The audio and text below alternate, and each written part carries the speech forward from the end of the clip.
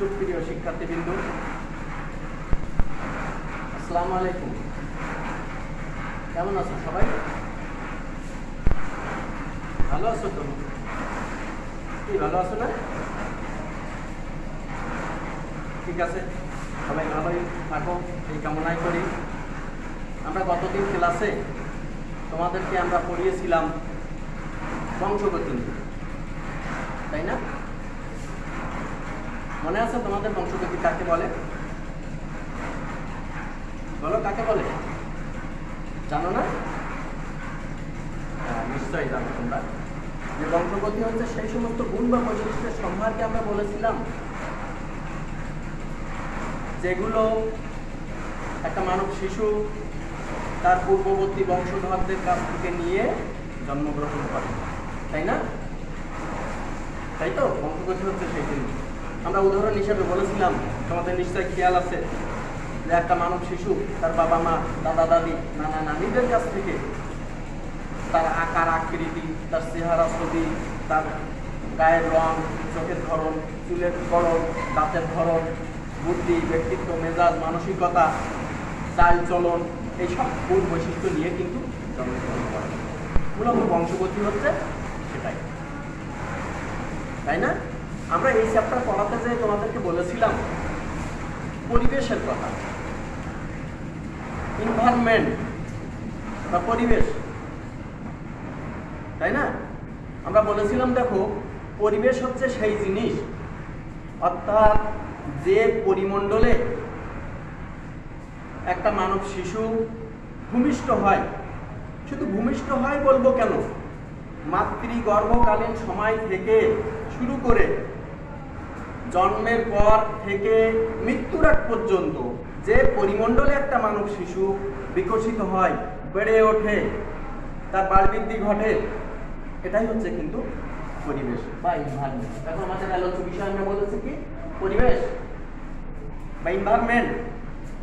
আমরা দেখো, ওই যে ক্লাস 4-5-এ আমরা কিন্তু পড়েছিলাম পরিবেশ সম্পর্কে।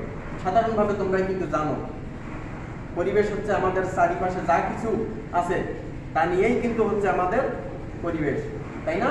আমরা এটাই শিখেছিলাম। আমরা এই বিষয়টাকে আরো একটু বিস্তারিত করে তোমাদের সামনে তুলে ধরছি মাত্র। তাহলে পরিবেশ কাকে বলে?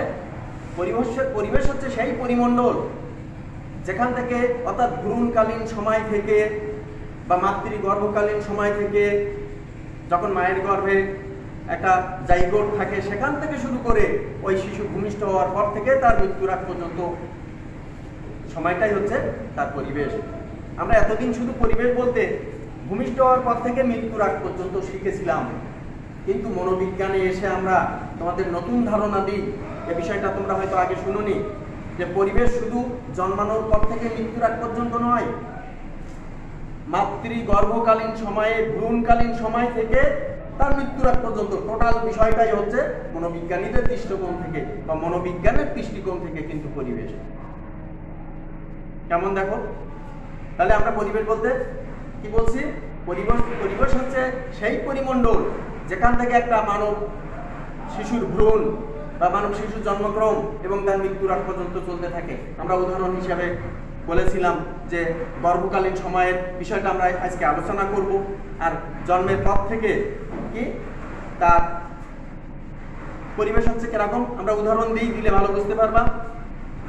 সে পরিবেশ হচ্ছে আমাদের চারিপাশের সবকিছুই জিনিস, পরিবার, বাবা মা, দাদা দাদি, ভাই বোন, আত্মীয় স্বজন, পাড়া প্রতিবেশী, তাই না? তারপরে ঘর বাড়ি, পশু পাখি, জীবজন্তু, গাছপালা, ভূমির গঠন, আবহাওয়া, জলবায়ু, অর্থাৎ যে পরিমণ্ডলে আমরা পরিবেষ্টিত রয়েছি, আবৃত রয়েছি, বড় হচ্ছি, ওটাই কিন্তু আমাদের পরিবেশ। তো মনোবিজ্ঞানীরা পরিবেশকে কিন্তু দুই ভাগে ভাগ করছেন, একটা হচ্ছে জন্ম পূর্বকালীন পরিবেশ আর একটা জন্ম পরবর্তী পরিবেশ। আমরা আজকে জন্ম পূর্বকালীন পরিবেশ নিয়ে তোমাদের সামনে একটু কথা বলবো। কোন পরিবেশ?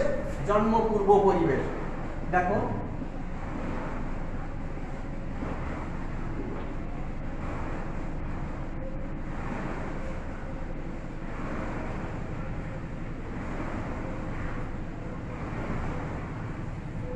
জন্ম পূর্ব পরিবেশ, দেখো ধারণাটা একেবারে নতুন, আগে তোমরা হয়তো শুনোনি, শুধু পরিবেশ কাকে বলে আমরা জেনেছি, কিন্তু আজকে এই যে জন্ম পূর্ব পরিবেশ বিষয়টা কেমন দেখো। জন্ম পূর্ব পরিবেশ বলতে আমরা সেই পরিবেশ বা সেই পরিমণ্ডলকে বলছি। কোন পরিমণ্ডল? দেখো যে আমরা আগের দিন বলেছিলাম গত ক্লাসে যে বাবার একটা পরিপক্ক শুক্রাণুর সাথে যখন মায়ের একটা পরিপক্ক ডিম্বাণুর মিলন হয় তখন মাতৃগর্ভে তৈরি হয় একটা জাইগোট বা ভ্রূণ। মানুষের জন্মক্রম কিন্তু ওখান থেকেই শুরু হয়।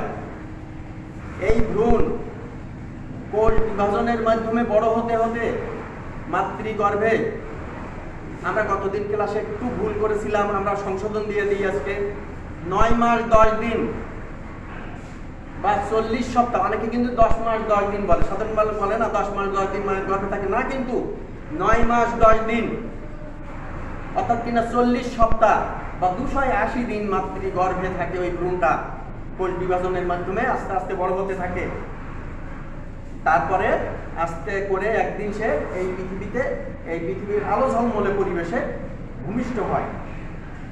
আজকে আমরা জন্মপূর্ব পরিবেশ বলতে আমরা সেই পরিবেশকে বা সেই পরিমণ্ডলকে বলছি যেখানে একটা ভ্রূণ যেদিন জন্ম হলো মাতৃগর্ভে, সেখান থেকে এই যে 9 মাস 10 দিন বা 40 সপ্তাহ বা 280 দিন ওই পরিমণ্ডলে সে বড় হতে থাকে, বিকশিত হতে থাকে। এই গর্ভকালীন পরিবেশটাকেই আমরা বলছি জন্মপূর্ব পরিবেশ, অর্থাৎ তার জন্মানোর আগের পরিবেশটার নামই হচ্ছে জন্মপূর্ব পরিবেশ। এই জন্মপূর্ব পরিবেশে দেখো ওই মানব শিশু মাতৃগর্ভে থাকাকালীন কিন্তু ওই জাইগোটের ভালো মন্দ নির্ভর করে মায়ের ভালো মন্দের উপরে,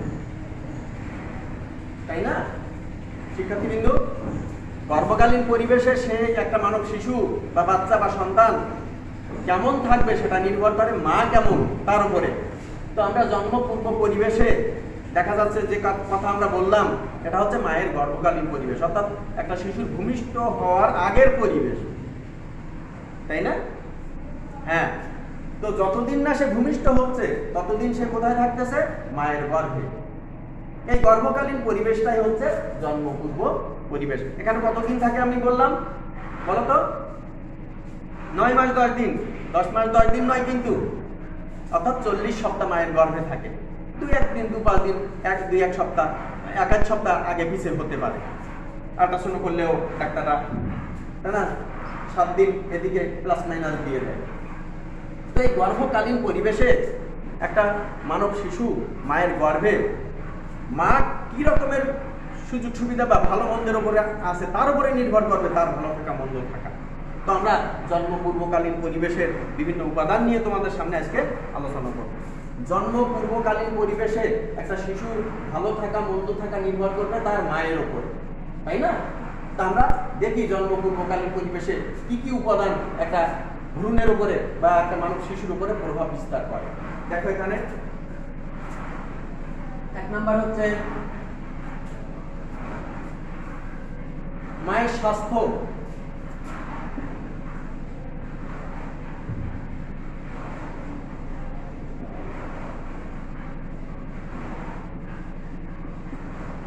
মায়ের স্বাস্থ্য দেখো, আমরা বলছি একটা মানব শিশু তার নাভি রজ্জুর সাথে মায়ের দেহের ভিতরে জাইগোটটা কিন্তু জড়িত।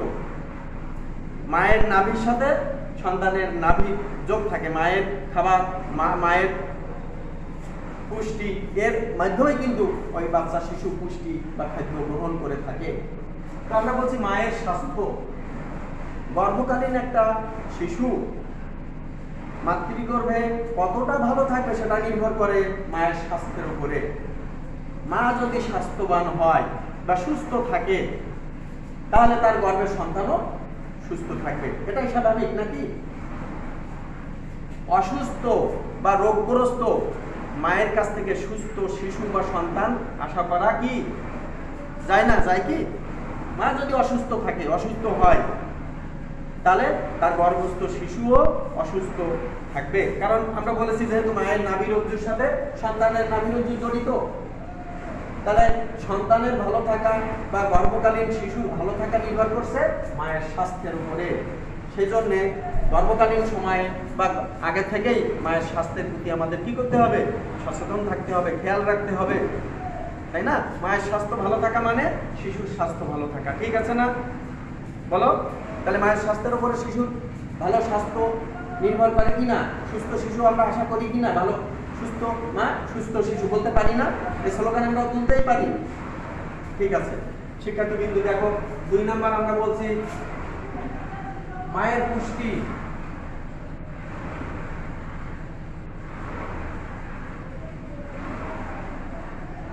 মায়ের পুষ্টি, মায়ের পুষ্টি কেমন? মা যদি পুষ্টিহীনতায় ভোগে তাহলে গর্ভস্থ শিশু কি হবে? অপুষ্ট সন্তান হবে, স্বাভাবিক নাকি? নিয়ম তো তাই।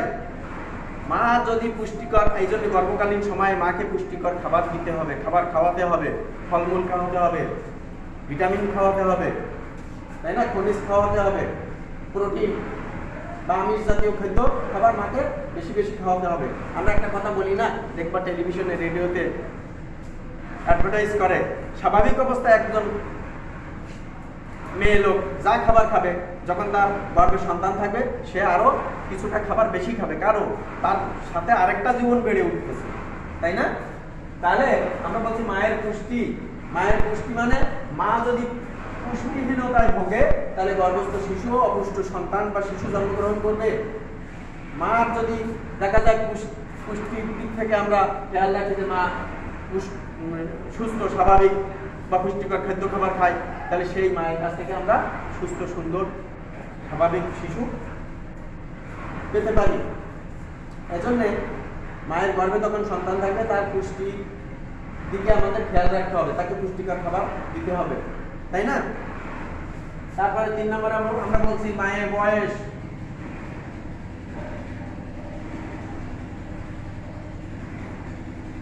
মায়ের বয়স বিষয়টা কেমন দেখো। মায়ের বয়স, কম বয়সে শিশু সন্তান গ্রহণ করা স্বাস্থ্যের জন্য ক্ষতিকর, আমরা এই স্লোগান প্রায় কিন্তু শুনে থাকি, তাই না? মা যদি উপযুক্ত বয়স না হয়ে থাকে, মা হওয়ার সময় যদি তার বয়স কম থেকে থাকে, তাহলে কিন্তু সেই মায়ের কাছ থেকে সুস্থ স্বাভাবিক শিশু আমরা আশা করতে পারি না। সেজন্য আমরা একটা জিনিস বলে, মেডিকেল সায়েন্স একটা কথা বলে থাকে, সেটা হচ্ছে 20 বছরের আগে সন্তান নেওয়া যাবে না। কারণ কি? 20 বছরের আগে একটা মেয়ে পরিপূর্ণতা পায় না, মাও তার সন্তান ধারণের মতো মানসিক অবস্থায় থাকে না। একটা পরিপূর্ণ মেয়ে 18 থেকে 20 বছরের মধ্যে হইতে সময় লাগে। আবার 35 বছরের ওপরে যে যদি কোনো মহিলা বাচ্চা নেয় সেটাও কিন্তু ঝুঁকিপূর্ণ, কারণ 35 বছরের পরের থেকে মায়ের শরীর ভাঙতে থাকে, তারপর তার নারীত্ব কমতে থাকে, ধীরে ধীরে তার ঋতুবন্ধের দিকে সে চলে যায়। এজন্য পরিপূর্ণ মেডিকেল সায়েন্স বলছে যে 20 থেকে 35 এই সময়টাই হচ্ছে উপযুক্ত সময়। এজন্য সুস্থ স্বাভাবিক সন্তান নিতে গেলে আমার মায়ের বয়সের দিকে খেয়াল রাখতে হবে। কম বয়সী মায়ের মহিলাদের বাচ্চা না নেওয়া উচিত। 20 বছর, কমপক্ষে 20 বছরের আগে মাদেরকে বাচ্চা নেওয়া উচিত নয়, মেয়েদেরকে। তো মায়ের বয়সটাও একটা বড় ফ্যাক্টর, তাই না?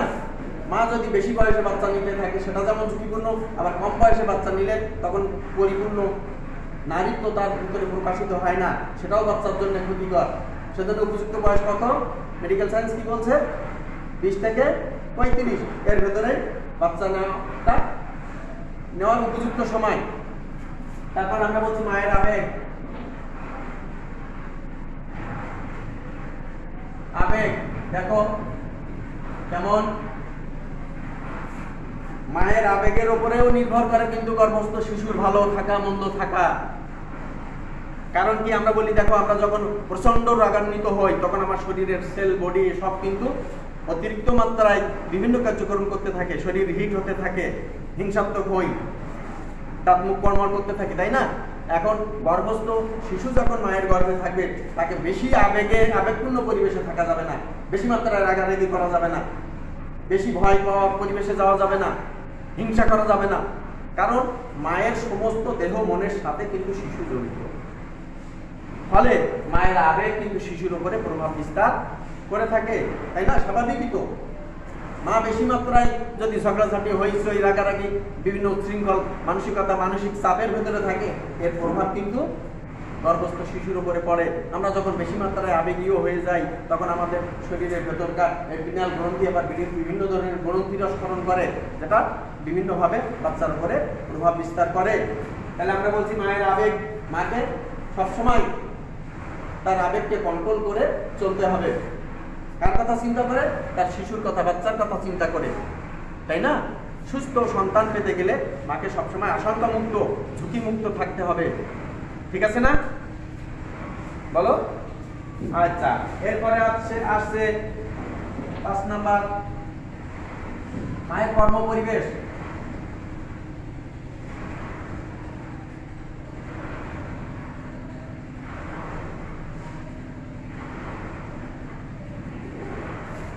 মা কোন ধরনের পরিবেশে কাজ করে, এটাও কিন্তু বাচ্চার উপরে প্রভাব রাখে, তাই না? অনেক মাই তো কর্মজীবী, অফিস আদালতে, শিল্প কলকারখানায় কাজ করে না? তো একটা মা যখন ঝুঁকিপূর্ণ পরিবেশে কাজ করবে, তখন সেই ঝুঁকি মায়ের উপরে যেমন থাকবে, মায়ের উপরে যদি ঝুঁকি থাকে, সে ঝুঁকি অবশ্যই তার গর্ভের সন্তানের উপরেও পড়বে। মা যদি দেখা যায় ওষুধ কোম্পানিতে কাজ করে, সেখানে বিভিন্ন রকম কেমিক্যালের ঝাঁঝালো ঘ্রাণ বা গন্ধ তার নিজেকে যেমন কষ্ট দেয়, গর্ভস্থ শিশুও কষ্ট পাবে, তার উপরে প্রভাব রাখবে, তাই না? তারপরে বিভিন্ন শিল্প কলকারখানা, তারপরে দেখা যাচ্ছে বিভিন্ন শব্দপূর্ণ পরিবেশ, তারপরে হতে পারে বিভিন্ন এরকম ঝুঁকিপূর্ণ পরিবেশে মাকে কাজ করা যাবে না। তাহলে সেই পরিবেশের প্রভাব মাকে যেমন ঝুঁকিতে ফেলবে, বহন করতে হবে, সেই প্রভাব কিন্তু শিশুর উপরেও পড়বে। ফলে ওই ধরনের পরিবেশ অ্যাভয়েড করে চলতে হবে। ওই ধরনের পরিবেশে কাজ করলে গর্ভকালীন সময়ে ছুটিতে থাকা বা ওই ঝুঁকি থেকে যাতে মুক্ত থাকা যায়, সেই ব্যবস্থা করতে হবে, তাই না? ঠিক আছে না? তাহলে গর্ভস্থ শিশু যখন মায়ের গর্ভে থাকবে, তখন ঝুঁকিপূর্ণ কোনো পরিবেশে মাকে থাকা যাবে না, কাজ করা যাবে না। ঠিক আছে না? তারপরে হতে পারে ধূমপান বা মাদকাসক্তি।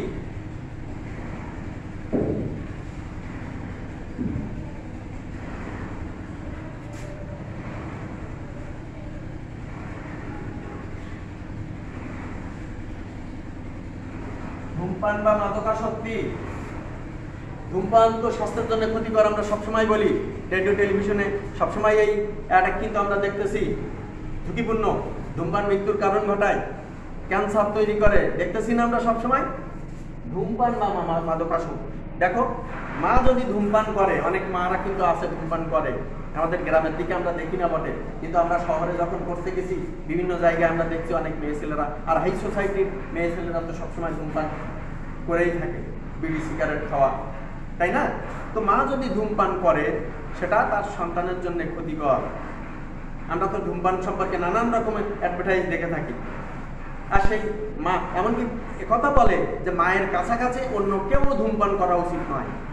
একজন মানুষ ধূমপান করে বাতাসে যে ধোঁয়া ছেড়ে দেয়, ওর নিজের যত ক্ষতি হয়, আশপাশে যারা মানুষ থাকে তাদেরও কিন্তু সমপরিমাণ ক্ষতি হয়। এই জন্য মায়ের কাছাকাছি ধূমপান করা উচিত নয়। আর তারপরে যদি মা নিজেই ধূমপান করে, তাহলে সেটা সন্তানের জন্য কি ক্ষতিকর না? অবশ্যই ক্ষতিকর। বলো প্রিয় শিক্ষার্থীবৃন্দু, তাহলে আমরা একটা জিনিস দেখতেছি, এই যে ধূমপান অথবা মদ খাওয়া অনেক মারা বা অনেক মেয়েরা কিন্তু খেয়ে থাকে, তো গর্ভকালীন সন্তানের উপরে কিন্তু সেটা অনেক বড় রকমের প্রভাব বিস্তার করে, সন্তানের জন্য অনেক বড় ক্ষতির কারণ হতে পারে। সেজন্য মাকে ধূমপান মুক্ত পরিবেশে থাকা উচিত না, নিজে ধূমপান বা এই জাতীয় জিনিস সেবন করা উচিত না, ঝুঁকিমুক্ত থাকার জন্য, সন্তানের জন্য। তারপরে আমরা দেখি 7 নম্বরে দেখি গর্ভে ভ্রূণের সংখ্যা।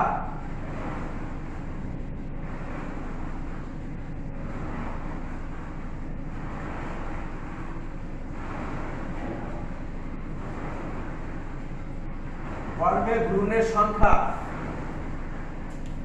দেখো, স্বাভাবিকভাবে আমরা গত ক্লাসে বলেছিলাম যে স্বাভাবিকভাবে একটা সময়ে একজন মা স্বাভাবিকভাবে একটা সন্তান প্রসব করে থাকে, অর্থাৎ পিতার দিক থেকে একটা পরিপক্ক শুক্রাণু মায়ের দিকে থেকে আসা একটা পরিপক্ক ডিম্বাণুর সাথে মিলিত হয়ে মাতৃগর্ভে যে জাইগোট তৈরি হয় স্বাভাবিক নিয়মে সেটা কোষ বিভাজনের মাধ্যমে একটা সময় পরে পরিপূর্ণ শিশু হয়ে ভূমিষ্ঠ হয়, স্বাভাবিকতা এটাই। কিন্তু যদি কোনো কারণে গর্ভে ভ্রূণের সংখ্যা বেশি হয়, সন্তান সংখ্যা বেশি হয়, জাইগোট যদি ভেঙে যায়, আমরা গতদিন ক্লাসে বলেছিলাম ভেঙে যেতে পারে, অথবা একাধিক পরিপক্ক ডিম্বাণু এবং শুক্রাণু মিলিত হয়ে আলাদা আলাদা জাইগোট মাতৃগর্ভে তৈরি হতে পারে। তো যদি গর্ভে ভ্রূণের সংখ্যা বেশি মাত্রায় হয় তাহলে সেক্ষেত্রে দেখা যায় যে মায়ের ওই গর্ভস্থ শিশুরা বিভিন্ন চাপের মধ্যে থাকে। যে জায়গায় একটা সন্তানের জন্য তৈরি, সেই জায়গায় যখন একাধিক সন্তান হয় তখন তাদের বাড়ি বৃদ্ধি, তাদের বিভিন্ন সুযোগ সুবিধা কমে যায়, শিশু অপুষ্ট হয়, ওজনে কম হয়, বিভিন্ন রকম পুষ্টিগুণ তাদের কম থাকে, হয় না, বিভিন্ন ভ্যারাইটিস হতেই পারে, স্বাভাবিক নিয়ম। তো যদি গর্ভে ভ্রূণের সংখ্যা বেশি মাত্রায় হয় তাহলে সেক্ষেত্রে কিন্তু ওই ভ্রূণ বা জাইগোট বিকশিত হয় কম বা পরিপুষ্ট হয় না। বেশিরভাগ সময় দেখা যাচ্ছে একাধিক শিশু গর্ভে থাকলে সময়ের আগেই সন্তান ভূমিষ্ঠ হয়ে যায়, তাদের ওজন কম হয়, চোখ ফোটে না, অনেক সময় নানান রকম সমস্যা থাকে, অপুষ্ট হয়, পরিপূর্ণ ওজন পায় না, তাই না? তো গর্ভে ভ্রূণের সংখ্যার উপরে কিন্তু নির্ভর করে গর্ভস্থ শিশুর ভালো থাকা মন্দ থাকা। তা আমরা বলছি স্বাভাবিকভাবে গর্ভে যদি একটা ভ্রূণ থাকে তাহলে সেক্ষেত্রে সন্তান সম্পূর্ণ স্বাভাবিকভাবেই বাড়ি বৃদ্ধি হতে থাকে, পুষ্টি পেতে থাকে, স্বাভাবিক নিয়মেই সে ভূমিষ্ঠ হয়। ভ্রূণের সংখ্যা যদি বেশি হয় তাহলে তার গর্ভস্থ শিশুর ক্ষেত্রে সেটা একটা কি চাপ তৈরি হয়। তো আমরা দেখছি গর্ভে ভ্রূণের সংখ্যার উপরেও শিশুর গর্ভকালীন পরিবেশ ভালো থাকা মন্দ থাকা নির্ভর করে। তারপরে আমরা 8 নম্বরে বলি এক্স-রে।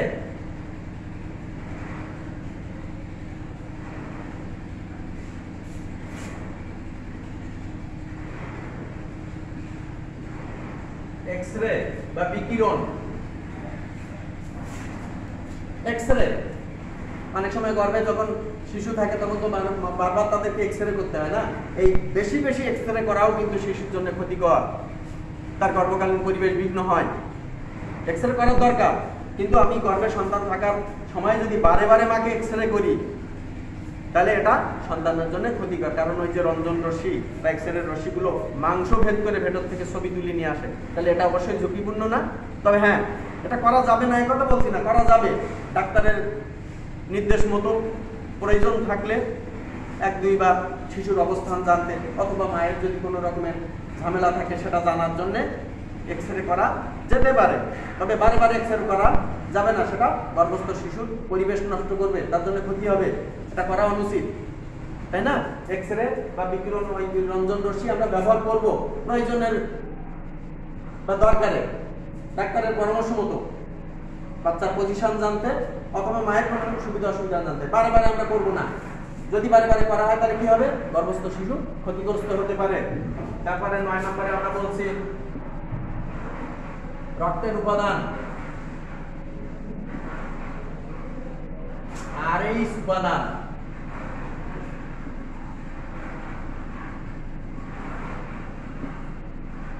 দেখো এটা একটা গুরুত্বপূর্ণ বিষয়, রক্তের RH ফ্যাক্টর কেমন?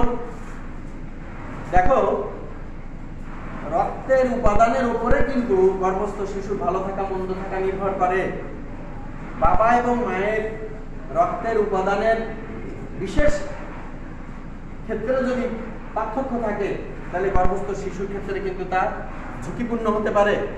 বিশেষ করে মায়ের নেগেটিভ এবং একই সাথে গর্ভস্থ শিশু যদি পজিটিভ কোনো RH ফ্যাক্টর বা গুণ বহন করে থাকে তাহলে সেক্ষেত্রে গর্ভস্থ শিশু কিন্তু মারাত্মক ঝুঁকির মধ্যে থাকে। আমরা সাধারণভাবে বলে থাকি থ্যালাসেমিয়া হয় না, মানুষের থ্যালাসেমিয়া, এই ধরনের সন্তান হতে পারে, পেট মোটা, পা সরু, তাই না, অপুষ্ট দেহ, এই ধরনের শিশুদের সবসময় কিন্তু রক্ত থেকে রক্তকণিকা লোহিত কণিকা ভেঙে যেতে থাকে এবং শিশু সবসময় শুধু শিশু না, ভূমিষ্ঠ হওয়ার পরেও থ্যালাসেমিয়া রোগীদের কিন্তু নানান রকমের অসুবিধা বা মারাত্মক অসুবিধা দেখা দিতে থাকে, তাদের সবসময় রক্ত দিতে হয়। তো দেখা যায় রক্তের আরএইচ ফ্যাক্টর ও গুরুত্বপূর্ণ। বাবার এবং মায়ের রক্তের গ্রুপ যদি একই রকম হয় এটা কিন্তু ক্ষতির কারণ না। আমি উদাহরণ দিই, আমি এবং তোমাদের ভাবি আমাদের দুজনেরই রক্তের গ্রুপ কিন্তু ও পজিটিভ, তারও ও পজিটিভ, কিন্তু এটা কিন্তু ঝুঁকিপূর্ণ না। রক্তের উপাদানের ভিতরে আরএইচ ফ্যাক্টর যদি ভিন্ন রকম থাকে, আমি বললাম যে কথা, মায়ের নেগেটিভ এবং সন্তানের যদি পজিটিভ আরএইচ ফ্যাক্টর থাকে তাহলে থ্যালাসেমিয়া হতে পারে। এক্ষেত্রে কি হয়, রক্তকণিকা ভেঙে যায়, লোহিত কণিকা, তাই না? তো আমরা ইদানিং দেখা যায় বিয়ের সময় রক্তের গ্রুপের কথা জানে, তাই না? এটা জানার দরকার আছে, কিন্তু একই রকম গ্রুপ হলে যে ক্ষতি হবে তা না, কিন্তু গ্রুপের ভিতরে আরএইচ ফ্যাক্টরটা ভালো করে জেনে নিতে হবে মেডিকেল সায়েন্স থেকে, সেই ক্ষেত্রে অসুবিধা হতে পারে। শুধু একই রকম গ্রুপ হলে অসুবিধা হয় না, আমরা নিজেরাই দেখছি। আমার ফ্যামিলিতে তোমার ভাবির রক্তের গ্রুপ ও পজিটিভ, আমারও ও পজিটিভ, আমার বাচ্চাদেরও অনেকের ও পজিটিভ হয়েছে, কোনো ক্ষতি নাই। তো আমরা এখানে দেখতেছি যে জন্মপূর্ব পরিবেশে অর্থাৎ গর্ভকালীন পরিবেশে একটা মানব শিশু ভূমিষ্ঠ হওয়ার আগ পর্যন্ত কেমন সুযোগ সুবিধা সে পাবে সেটা নির্ভর করছে তার মায়ের সুযোগ সুবিধার উপরে, তাই না? মা কেমন সুযোগ সুবিধা বা ভালো মন্দের ভেতরে আছে তার উপরে নির্ভর করছে গর্ভস্থ শিশুর ভালো থাকা মন্দ থাকা।